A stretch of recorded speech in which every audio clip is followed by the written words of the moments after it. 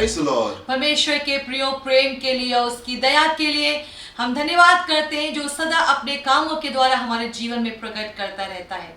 आज हम वचन से देखेंगे यूहन्ना की पुस्तक 8 अध्याय 2 से लेके 5 पद तक।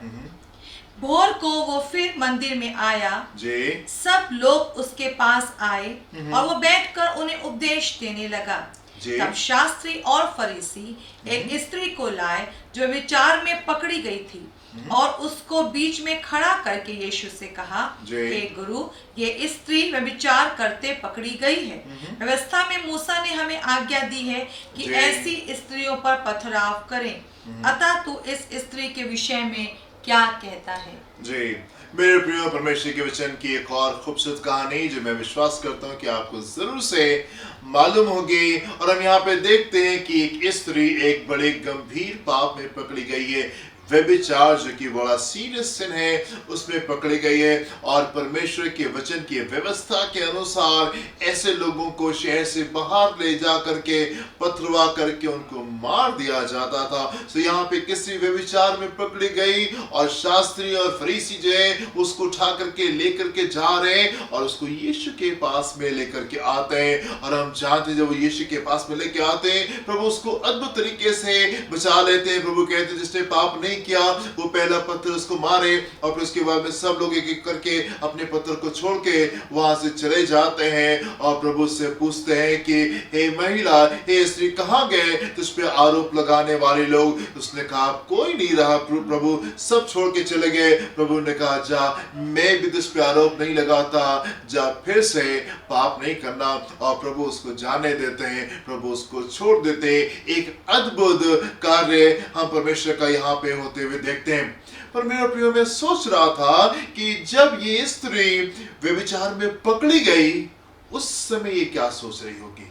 जिस समय ये व्यभिचार में पकड़ी गई और लोगों ने इसको पकड़ लिया और लोगों ने कहा कि यस चलो अब हम तुमको पत्थर करके मार देंगे, तुमने इतना गंभीर पाप किया है, तुमने ऐसा ऐसा किया, तुमको उठा करके मार दिया जाएगा। और लोग उसको पकड़ करके जब लेकर के जा रहे होंगे, क्या सोच रही होगी? क्या सोच रही होगी? क्या इसने कभी सोचा होगा कि कोई इसको बचा सकता है? क्या इसके दिमाग में ऐसा कोई विचार आ रहा होगा कि क्या कोई मेरा जन है जो मुझे बचा सकता है? कोई मेरा दोस्त, मेरा रिश्तेदार, मेरा पैसा, मेरी चीजें, क्या कोई मुझे बचा सकता है इन परिस्थितियों में? यीशु, क्या यीशु मुझे बचा सकता है? पर मैं तो अंधे नहीं हूं, पर मैं तो गूंगे नहीं हूं, मैं तो लंगड़े नहीं हूं। प्रभु तो अंधों को आंखें देते हैं, गूंगों को बोली देते हैं, लंगड़े चलने फिरने लगते हैं, बीमार जो होते हैं वो ठीक हो जाते हैं। मुझ में तो कोई बीमारी नहीं है, मैं तो गंभीर पाप में पकड़ी गई हूं। क्या यीशु मेरे जीवन में कोई परिवर्तन को लेकर के आ सकते हैं? मेरे प्रिय, जब अपने जीवन की आखिरी दौड़ को, अपने आखिरी सफर को तय कर रही होगी, अपनी लास्ट वॉक के ऊपर जब वो चल रही थी, क्या विचार होंगे उसके दिमाग में? क्या उसने सोचा होगा एक परिवर्तन उसके जीवन में आ सकता है? क्या उसने सोचा होगा कि क्या कोई है जो उसको इस गंभीर बात से बाहर निकाल सकता है? क्या कोई है जो उसको दोबारा जीवन दे सकता है? जबकि वो आखिरी वॉक पे जा रही थी, जब अपने जीवन के आखिरी सफर को तय कर रही थी, वो बस इंतजार कर रही होगी कि लोग अभी मुझे शहर के बाहर ले जाएंगे और मुझे पथरवा करके वो मुझे मार देंगे, वो मुझे मार देंगे। क्या उसने सोचा था कभी कि कोई होगा जो उसको बचा लेगा? पर मेरे प्रिय, ये खूबसूरत काम प्रभु यीशु मसीह हमारे जीवन में करते, उन चीजों में, उन परिस्थितियों में, इन हालातों में जिसमें हमको कोई आशा नजर नहीं आती, जिसमें हमको दूर दूर तक के कोई आशा नजर नहीं आती, मेरे प्रिय, यीशु हमारे जीवन में एक टर्न अराउंड को लेकर के आते, एक भारी परिवर्तन को लेकर आते, चीजों को बिल्कुल वो विपरीत तरीके से बिल्कुल पलट देते हमारे जीवन में। यीशु हमारे जीवन में एक टर्न अराउंड को लेके आते हैं। क्या स्त्री ने कभी सोचा होगा कि क्या कोई जन है जिसको बचा सकता है? मेरे प्रियो, कई बार हम ऐसी परिस्थितियों में होते हैं, कई बार हम ऐसे हालातों में होते हैं जहां पे दूर दूर तक के हमको कोई उपाय समझ में नहीं आता, जहां पे दूर दूर तक के हमको कुछ ऐसा नहीं लगता कि इन चीजों में कहीं पे कुछ हो सकता है, इन बातों में कहीं कुछ हो सकता है। मेरे प्रियो, मैं आपको बताना चाहता हूं, मैं आपसे कहना चाहता हूं, मैं आपको उत्साहित करना चाहता हूं, मैं आपको यीशु के बारे में बताना चाहता हूं। प्रभु यीशु मसीह आपके जीवन में एक परिवर्तन को लेके आ सकते, एक टर्न अराउंड को लेके आ सकते, आपकी सारी चीजें बिल्कुल बदल सकती है अगर आप यीशु से आकर के मुलाकात कर लें। आपकी बुद्धि में नहीं आ रहा है, आपकी सोच में नहीं आ रहा है, आप तो वही कल्पना कर रहे हैं जो संसार देता है। संसार तो आलोचना देता है, संसार तो दोष लगाता है, संसार तो दबा देता है, संसार तो हमको मार देता है, और वही बातें हमारे जीवन में चल रही होती। हमको लगता है नहीं, ये बातें तो हमको दबा देंगी, ये बातें तो हमको खत्म कर देंगी, इन बातों पे तो कोई समाधान नहीं है, ये लोग हमको दबा देंगे, ये परिस्थितियां हमको दबा देंगी, ये बीमारी हमको खत्म कर देगी। कई बार हम चीजों के साथ में समझौता करके रह जाते और हमें नहीं लगता कि यहां पे कोई परिवर्तन आ सकता है। पर मेरे प्रियो, मैं आपको उत्साहित करना चाहता हूं, मैं आपको उत्साहित करना चाहता हूं। कितना खूबसूरत हमारा परमेश्वर है, चाहे कैसी परिस्थिति क्यों नहीं हो मेरे प्रियो, यीशु आपके जीवन में एक टर्न अराउंड को लेकर के आ सकते हैं। यीशु आपके जीवन में आपकी चीजों को पलट सकते हैं और वो चीजों को बदल सकते हैं मेरे प्रियो।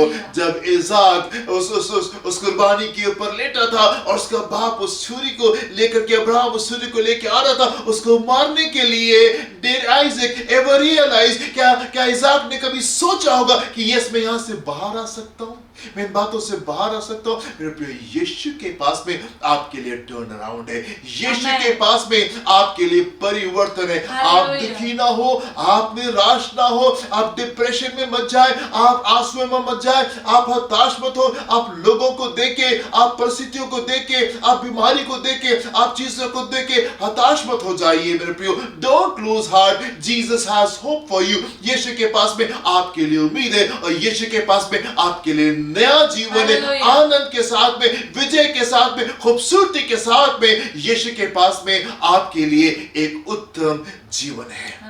हालेलुया। मैं आपको उत्साहित करता हूं मेरे प्रियो, निराश मत हो, दुखी मत हो, यीशु के पास में आ जाए और उन बातों में जिनमें आप हार चुके हैं, उन चीजों में जहां पे आपको नहीं लगता कि अब यहां पे कुछ हो सकता है, उन्हीं बातों में जहां पे आपको कुछ अब उम्मीद नहीं है, उन्हीं बातों में जहां पे आपको लगता है कि अब सब कुछ फेल हो चुका है, मैं आपसे कहना चाहता हूं यीशु एक टर्न अराउंड को लेके आ सकते हैं। यीशु आपकी चीजों को बदल सकते हैं, यीशु आपकी चीजों को पलट सकते हैं।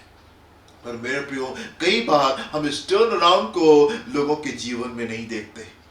कई बार बड़े दुख की बात है कि वो परमेश्वर जो कि बड़े टर्न अराउंड को लेकर के आ सकता है, वो परमेश्वर जो कि ढेर सारी परिस्थिति को बदल सकता है, ढेर सारे लोगों को जिसने छुआ है, ढेर सारे लोगों के जीवन में जहां पे इतना बड़ा बड़ा कार्य हुआ है, कई बार कुछ लोगों के जीवन में ये कार्य नहीं हो पाता।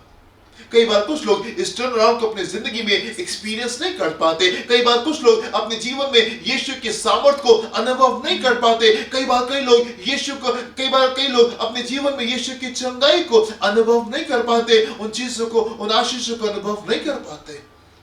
आपको मालूम क्यों? हम देखते हैं कि इस स्त्री के ऊपर जब अनुग्रह हुआ तब ये स्त्री बदल गई। इसने अपने पापों को छोड़ दिया और फिर इस मार्ग के ऊपर वापस नहीं गई। फिर इस मार्ग के ऊपर वापस नहीं गई। यीशु को मालूम था कि अगर इस स्त्री के ऊपर अनुग्रह किया जाएगा तो ये अपने पापों को छोड़ देगी, ये अपने पापों को छोड़ देगी और फिर ये व्यभिचार में नहीं जाएगी और अब ये इसके बाद में एक अच्छे जीवन को बिताने पाएगी। और इसलिए प्रभु यीशु मसीह ने इसके ऊपर अनुग्रह को किया।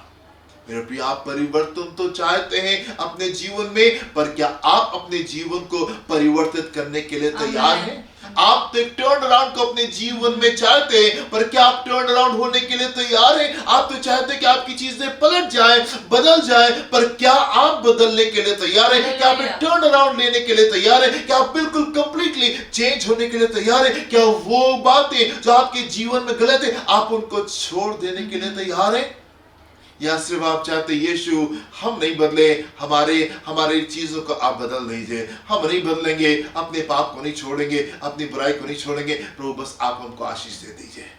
नहीं मेरे प्रियो, ऐसा नहीं होता। अगर आप यीशु के पास में आएंगे, अपने पाप को छोड़ने के लिए तैयार है, अपनी गलत बातों को छोड़ने के लिए तैयार है, तो मैं आपसे कहना चाहता हूं टर्न अराउंड आपका इंतजार कर रहा है, परिवर्तन आपका इंतजार कर रहा है, चीजें पलटने को है, वो इंतजार कर रही है कि आपकी सारी चीजें पलट जाए, सारी चीजें खूबसूरत हो जाए। जिन दुखों में आप है वहां पे आनंद आ जाए, इस निराशा में आप है वहां पे खूबसूरती आ जाए। प्रभु उन चीजों में एक परिवर्तन को लेकर क्या ना मांगते हैं।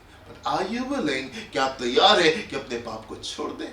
क्या आप तैयार हैं? इस लेडी ने एक खूबसूरत काम को किया और वो ये कि दोबारा ये उस मार्ग पर नहीं गई। क्या आप तैयार हैं मेरे प्रियो? क्या आप तैयार हैं अपने टर्न अराउंड के लिए? क्या आप तैयार हैं मेरे प्रियो परिवर्तन के लिए? प्रभु आपको आशीष दे। आंखों को बंद करेंगे और प्रार्थना करेंगे। हालेलुया।